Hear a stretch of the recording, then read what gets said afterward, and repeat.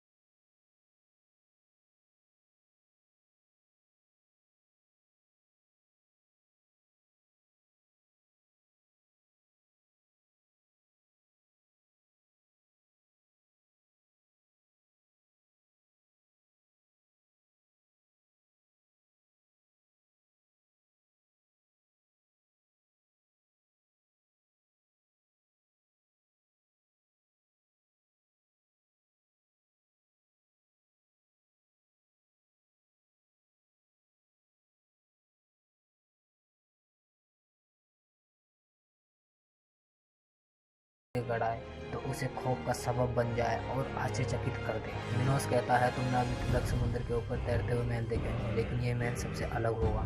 समुद्र का कप्तान कहता है, महामहिम एथेंस का राजा एजियस ने सुंदरता और अनुग्रह के लिए सभी राज्यों को पीछे छोड़ दिया है। राजा एजियस के पास एक बहुत सुंदर महल है जिसको डेडलस ने डिजाइन किया था। एथेंस के लोग दावा करते हैं कि ये सबसे सुंदर महल है, और वो व्यक्ति भी जिसने उसे बनाया था। जब राजा मिनोस ने ये सब सुना तो उसने अपने कप्तान को आदेश दिया कि डेडलस को क्रेटा लाया जाए।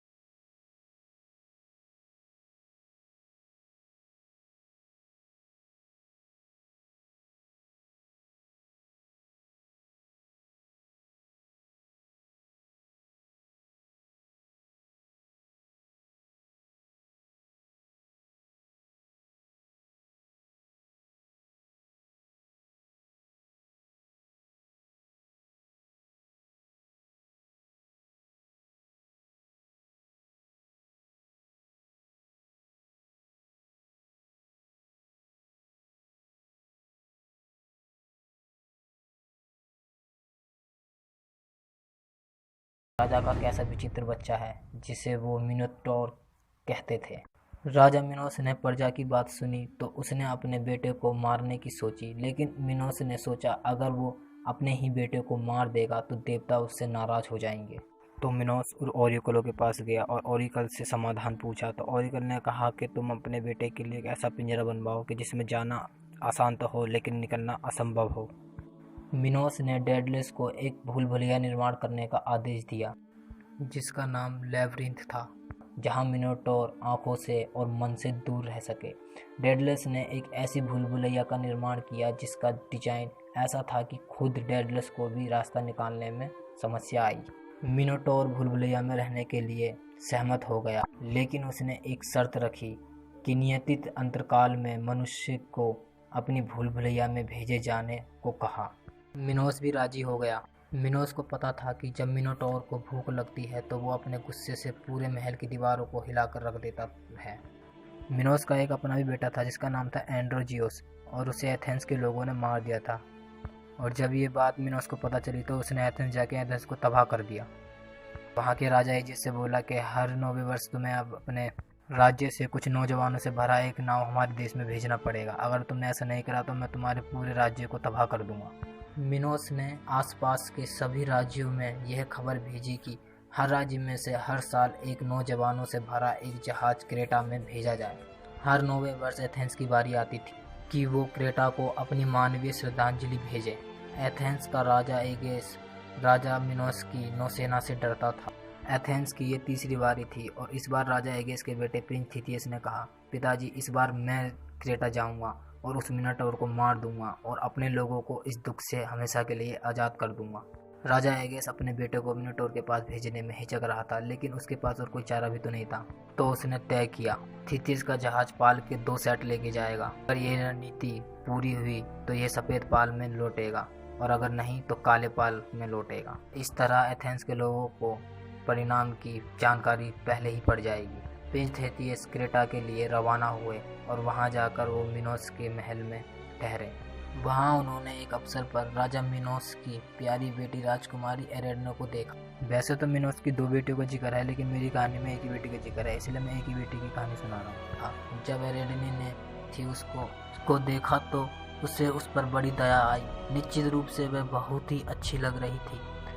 उसने सोचा, लेकिन क्या शर्म की बात है कि उसका जीवन इतनी जल्दी और इतनी बुरी तरह से ख़त्म होने वाला है। भले ही वह मिनोटॉर को मारने में सफल हो जाए, वह कभी भी अंधेरे से अपना रास्ता नहीं ढूंढ पाएगा। थीथियस ने एरेडने को देखा तो उसने सोचा, निश्चित रूप से राजा की अपनी बेटी को उसके कुछ राज तो पता होंगे।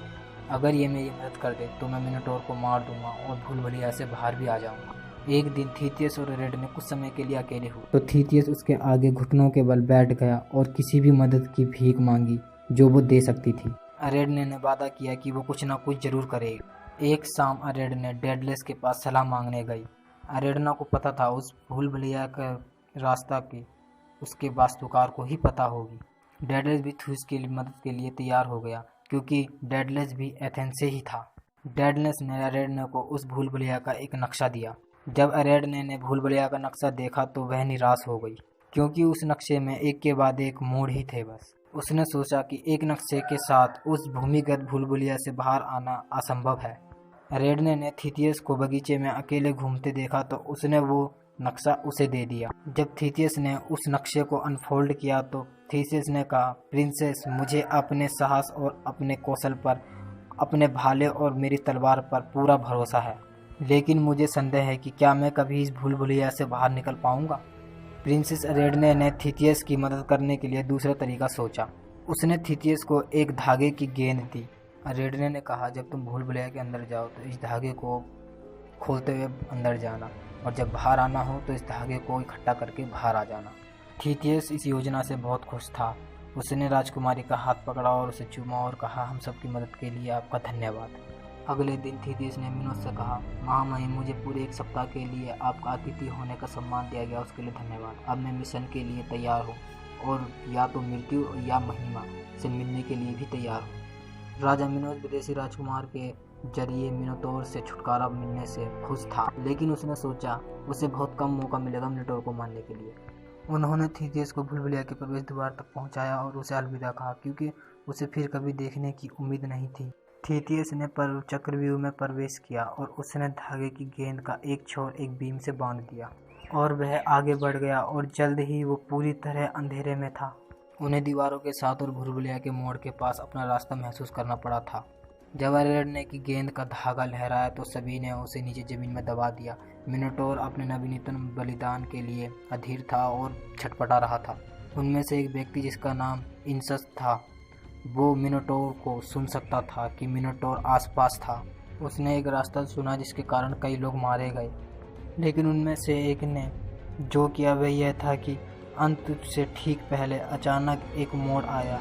उसने इस मोड़ को मानचित्र में देखा था और यह केवल वह स्थान था जिसकी वह तलाश कर रहा था। थीथियस इस अंतिम मोड़ पर कहीं छुपा हुआ था और उसने मिनोटोर को अपने पास बुलाया। मिनोटोर ने आवाज़ सुनी तो तेजी से भागता गया और आगे एक मोड़ आया जहां वह रुक नहीं पाया और सीधे दीवार में जा टकराया। जब तक वो संभलता तब तक थीथियस ने अपने भाले को उसकी गर्दन से आर पार कर दिया और उसे मार डाला। महल की दीवारें कांपने लगी और राजा मिनोस ने कहा, ज्यूस को धन्यवाद कहो। ऐसा लगता है थीथियस ने हमें भयानक राक्षस से छुटकारा दिला दिया है, लेकिन वो भूल भुलैया से अपना रास्ता नहीं ढूंढ पाएगा और निश्चित रूप से वहीं मर जाएगा।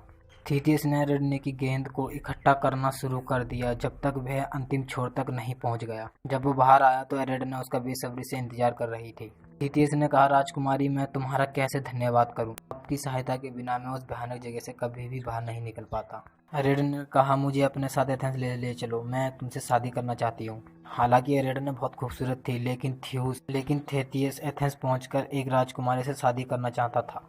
लेकिन वो एरिडने को यह सब कहने के लिए शब्द नहीं ढूंढ पाया और जल्दबाजी में उसने बोल दिया कि आओ चलें, हमें तुम्हारे पिता को सच पता चलने से पहले ये जगह छोड़ देनी चाहिए।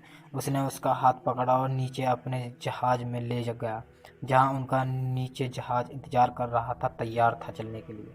उन्होंने एथेंस के लिए तुरंत पाल तैयार किया और वहां से निकल गए। एरिडने के दिल में बहुत खुशी थी क्योंकि जल्द ही वो अपने नायक से शादी करने वाली थी, लेकिन थीथियस की अलग योजना थी। रास्ते में वे आपूर्ति इकट्ठा करने के लिए नक्सोस द्वीप पर रुक गए, लेकिन जब वो वापस जाने लगे तो उन्होंने एरिडने को उस नक्सोस द्वीप पे ही छोड़ दिया मरने के लिए। थीथियस ने अपने कप्तान को कहा, जितनी जल्दी हो सके उतनी जल्दी यहाँ से जहाज निकालो। बेचारे एरिडने को उसके वफादार प्रेमी द्वारा नक्सोस के द्वीप पर छोड़ दिया गया मरने के लिए। वह ऊंची चट्टान पर खड़ी थी और क्षितिज पर अपनी पाल को गायब होता देख रही थी। जैसे ही उसने एक कड़वा आंसू बहाया, शराब के देवता बाचूस ने उसे रोते हुए सुना और उसे जितना हो सके खुश करने का फैसला किया। उन्होंने उसके नेतृत्व का जुलूस निकाला। जंगली जानवर और नाचने वाले नौकर ढोल और धमाकेदार धुनों पर थिरकने लगे। उसने उसके सिर से मुकुट लिया और आसमान में फेंक दिया। वह स्वर्ग तक गया, इसके गहने सितारों में बदल गए और मुकुट एक आकार में एक नक्षत्र का गठन हुआ। जैसे ही थीथियस दूर चला गया, वह अपने द्वारा खेले गए चाल के बारे में अपने कप्तान से बातचीत करके हंस रहा था।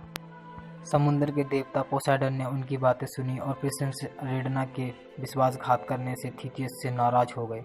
उन्होंने थीथियस के जहाज के पास एक तूफान भेजा जिसने सफ़ेद पाल को फाड़ चीर कर रख दिया। जहाज तूफान से बच गया, लेकिन जहाज की मरम्मत करने के लिए और काले पाल चढ़ाने के लिए उन्हें मजबूर कर दिया गया, जो कि विफलता का चिन्ह था। जैसे ही वो एथेंस पहुंचे तो सबसे पहले उन्हें मछुआरों ने देखा। उन्होंने सारे राज्यों में ये बात फैला दी कि नाव काले पाल पर लौट रहा है। जब यह खबर बूढ़े राजा के कानों तक पहुंची तो उसने अपने रथ को जहाज देखने के लिए बंदरगाह ले जाने का आदेश दिया। जब उसने देखा कि वास्तव में नाव काले पाल पे लौट रहा है तो वो बेकाबू दुख से भर गया और उसने बंदरगाह की पहाड़ी से छलांग लगाकर आत्महत्या कर ली। तो ये थी मिनोस के बेटे मिनोटोर की कहानी, जिसे थीथियस ने मार दिया और उसकी बहन को नक्सोस द्वीप पर मरने के लिए छोड़ दिया, उसके साथ विश्वासघात करा। अगर आप सब चाहते हैं कि मैं ऐसी और वीडियो बनाऊँ तो प्लीज़ इस चैनल को सब्सक्राइब और लाइक करें और इस वीडियो को जितना हो सके शेयर करें।